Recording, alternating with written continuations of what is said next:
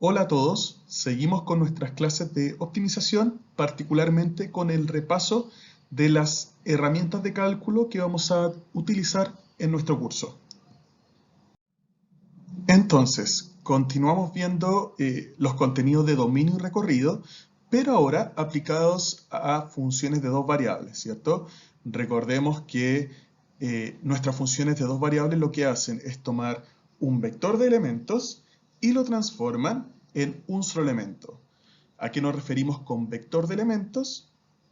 Nos referimos a un elemento seleccionado de un conjunto de elementos y un segundo elemento seleccionado de un segundo conjunto de elementos. Entonces, este vector de elementos, en este caso, como son funciones de dos variables, tenemos un x y un y, lo metemos en nuestra función, en nuestra juguera, que es nuestra función, y nos entregan un elemento que es la imagen en R. Veamos algunos ejemplos. Tenemos cuatro ejemplos en que tenemos funciones de dos variables y la imagen la dibujamos, la imagen de esta función la dibujamos en el eje Z. Es decir, la imagen de esta función va a estar dibujada en la altura de este gráfico. Entonces, y lo mismo para los otros cuatro casos. Entonces, en el caso de los dominios de las funciones, en el caso de la, tenemos que la gran condición que tenemos es que lo que está adentro de la raíz cuadrada tiene que ser positivo. Como los dos números están elevados al cuadrado, no hay restricciones sobre x e y. Por lo tanto, el dominio serían todos los reales, ¿cierto? Recordar que como estamos en un vector de elementos, el dominio tiene que estar en los dos conjuntos de elementos, ¿cierto? En un R para X y en un R para Y. En el caso del segundo ejercicio de B, tenemos algo similar, ¿cierto? No hay condiciones sobre X e Y, por lo tanto el dominio serían todos los reales. En el caso de Z se hace un poquito más restrictivo el dominio, ya que tenemos que lo que está dentro de la raíz tiene que ser mayor o igual que 0. Por lo tanto, esa condición es la que tiene que cumplir el dominio en nuestro ejercicio. Y en el D, a pesar de tener una resta, vemos que tampoco hay condiciones sobre el dominio, ni restricciones sobre el dominio, ¿cierto? Ahora veamos las imágenes. Para saber cuáles son las imágenes nos podemos guiar por el dibujo, ¿cierto? Vemos que esta función entrega un cono invertido, ¿cierto? Entonces, que parte en este punto y empieza a subir. Por lo tanto, la imagen son todos los z mayor o igual que 0. Si nos fijamos, esta función no entrega ningún valor de z negativo. Solo entrega valores de z positivos. Lo mismo pasa en el ejercicio B. Sea cual sea la combinación de elementos x e y que yo utilice, la imagen de esta función va a ser de valores o alturas. Recuerden que estamos dibujando la imagen en el eje Z de altura. Las imágenes van a ser positivas. Por lo tanto, tenemos nuevamente que la imagen pertenece a los reales tal que Z o la altura o la imagen es mayor o igual que 0. Para el C tenemos algo similar. Y para el D tenemos que las combinaciones de X e Y, como hay una resta, nos puede entregar imágenes mayores que 0, positivas, o también nos puede entregar imágenes menores que 0. Por ejemplo, en el número, si yo tomo X e Y, 1,2, ¿cierto? La imagen va a ser 1 menos 4, va a ser igual a 3. Por lo tanto, en el punto 1,2, la imagen o la altura va a ser menos 3. Por lo tanto, la imagen está en todos los reales. Bueno, en los casos que vimos recién, tenemos que el dominio de las funciones vive en r cuadrado, ¿cierto? Vive en el eje X, vive en el eje X y el eje Y, ¿cierto?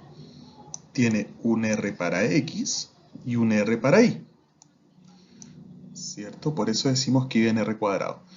En el plano X, Y, ¿cierto? Que es este dibujo de aquí abajo. Esto es el plano X, Y. Y la imagen o el recorrido está en R y vive en el eje Z. Es decir, una combinación de puntos X e Y me entrega una imagen en la altura, ¿cierto? Y esta combinación de X e Y me puede entregar valores positivos, negativos, pero me van a estar formando un manto. Me forman un manto, ¿cierto? Con las alturas que componen estas combinaciones. Si el punto, por ejemplo, está en el suelo, en el plano, significa que esta combinación de X, Y me entrega el valor 0 en Z. Por lo tanto, tiene una altura Z. Si esta combinación de valores X e Y me entrega una altura positiva, voy a estar en un punto como este. Entonces, al tener distintos puntos de X, Y, me arman distintas alturas, ¿cierto? Distintos puntos, distintas combinaciones de X e Y me entregan una imagen o altura distinta, ¿cierto? Y con esto se va construyendo este manto del que hablamos. Entonces, nosotros sabemos que es bastante complejo dibujar o graficar este manto del que estamos hablando. Entonces la pregunta siguiente es, ¿habrá alguna metodología práctica para analizar este tipo de funciones que van desde de un dominio en el plano X, Y a un recorrido en el eje Z? Bueno, para enfrentar esta dificultad recurrimos a una metodología que son las curvas de nivel, en donde se grafica la proyección de la función para niveles constantes en el plano X, Y. Una curva, como dice el texto, une todos los puntos que tienen la misma altura. Es decir, fijamos una altura y graficamos en el plano la proyección de esa altura. Luego serán una familia de funciones del tipo x, y es igual a una constante. Veámoslo gráficamente, para que quede un poquito más claro. Lo que estamos diciendo es que lo que hacemos nosotros con el manto que se dibuja con las alturas es pasarle un cuchillo. Tenemos que pensar que le estamos pasando un cuchillo o una guillotina, ¿cierto? Le atravesamos un plano, que es esto que vemos acá. Entonces, todos estos puntos que atraviesa este plano, todos estos puntos, ¿cierto? Todos estos puntos que atraviesa este plano tienen la misma altura, ¿cierto? Estoy atravesando el plano a la misma altura. Entonces, todas estas imágenes, ¿cierto? Todas estas imágenes que son la proyección de este plano en el suelo van a tener la misma altura, van a tener un z constante.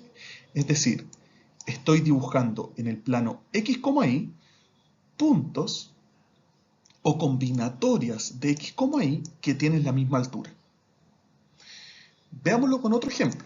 Imaginemos que tenemos un cerro. El cerro tiene una altura, ¿cierto? Aquí está la cumbre del cerro, aquí está la falda del cerro, ¿cierto? Y tiene distintas alturas. Entonces yo tengo que hay distintas combinaciones de X e Y, ¿cierto? En este caso, por ejemplo, los X e Y podrían ser la latitud y la longitud, por ejemplo. Entonces, yo tengo que este punto de latitud y esta combinación de una latitud y una longitud, o de un paralelo y un meridiano, va a tener la misma altura en el cerro que esta combinación de latitud y longitud, o de paralelo y meridiano, ¿cierto? Entonces, toda esta curva de nivel, el círculo más grande que estamos mirando, es una combinación de puntos en X, Y que tienen la misma altura, ¿cierto? Y como vemos, distintas circunferencias, distintas curvas de nivel van teniendo mayor altura. En este caso hacia adentro, las curvas de nivel van teniendo una mayor altura, ¿cierto? Partimos de una altura igual a 20 a una altura de igual a 45, ¿cierto? Que podrían ser decenas de metros o centenas de metros. Entonces tenemos que estas combinaciones, ¿cierto? Estas combinaciones de latitud y longitud, de meridiano y paralelo, de X e Y, van a tener la misma altura. Recordad que es como que yo atravesara un cuchillo o una guillotina por acá, ¿cierto? Es como que yo atravesara un cuchillo por acá. Entonces voy a tener que los puntos por los que atraviesa ese cuchillo, por los que atraviesa esa guillotina, son puntos que van a tener la misma altura. Son combinaciones de X e Y que tienen la misma altura. Y esto yo lo proyecto en el suelo, es decir, en el z igual 0. Por lo tanto, en el plano X, Y. Yo aplasto este cerro en el suelo y tengo este dibujo. Aquí tenemos, ahora vamos a ver otras aplicaciones de las curvas de nivel. Por ejemplo, tenemos lo que acabamos de hablar, que son las cotas en los mapas físicos, ¿cierto? Yo tengo combinaciones de, por ejemplo, paralelo y meridiano que me entregan la misma imagen. O sea, por ejemplo, todos estos puntos, los que estoy dibujando, por ejemplo, tratando de seguir el dibujo, todas esas combinaciones de latitud y longitud me entregan una misma imagen, que en este caso es la altura, ¿cierto? Yo tengo un mapa físico, una hoja, donde yo quiero mostrar o representar las alturas, ¿cierto? Como el mapa que yo estoy viendo no es tridimensional, sino que es una hoja, yo tengo que buscar alguna forma de representar esta altura. Y esta es la forma, con las curvas de nivel. Si buscamos un punto más adentro, por ejemplo, esta curva de indiferencia, son puras combinaciones de longitud y latitud que me entregan una misma imagen. Dentro de esta circunferencia, la imagen es una constante. Todas esas combinaciones me entregan una misma imagen, una misma altura. Otra aplicación son las isotermas. Tenemos que en estas combinaciones, todas estas combinaciones de latitud y longitud me entregan una misma temperatura, ¿cierto? Eso es una isoterma. Todos estos puntos, por ejemplo, todos estos puntos me entregan una misma imagen, que es una temperatura de, en este caso, 21 grados, por ejemplo.